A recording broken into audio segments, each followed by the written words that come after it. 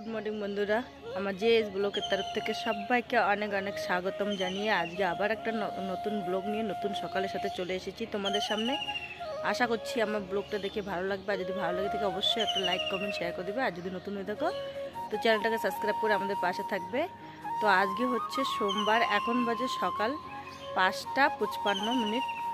তো সমস্ত বাসি কাজ সেরে নিয়েছি, হাত মুখ ধুয়ে চলে যাচ্ছি এখন মাঠে সকাল সকাল। তো সিদ্ধ ভাত রান্না করেছি, তো বড় ছেলে সিদ্ধ ভাত খেয়ে চলে যাবে হিমঘরে, ছোট ছেলে চলে গেছে ওর দাদুর বাড়িতে, আর তোমাদের দাদা ভাইও সিদ্ধ ভাত খেয়ে চলে গেছে।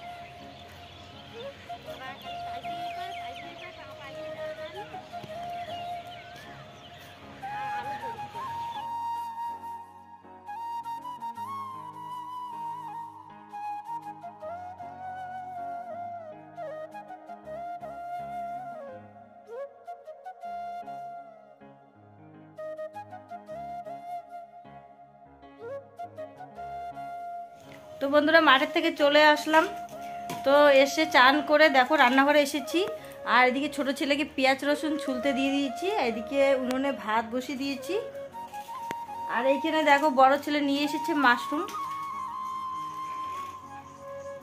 তো মাশরুম রান্না হবে দেখো, তো কালকেই নিয়ে এসেছিল,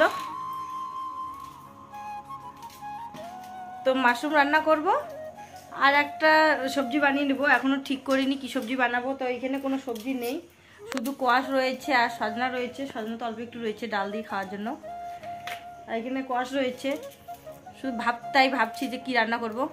এখন বাজে বেলা 1:33, তো এসেছি 12:30টার দিকে, 1:33 হয়ে গেছে চান করতে করতে।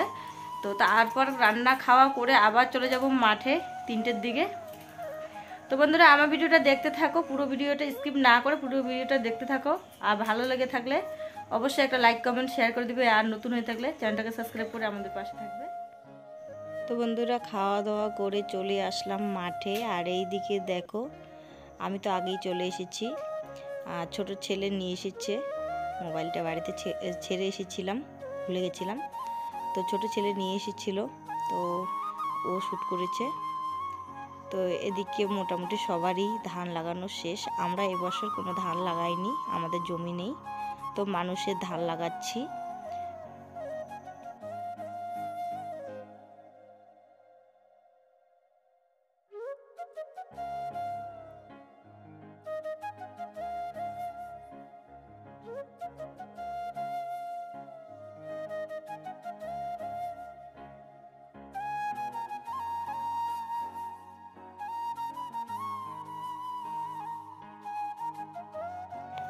তো বন্ধুরা আমরা বিকেলে খাওয়া দাওয়া করে আবার চলে এসেছি, আর এইদিকে দেখো আমরা 4 জন মিলে ধান লাগাচ্ছি এখানে, এটা আমার মেজো জায়ের জমি।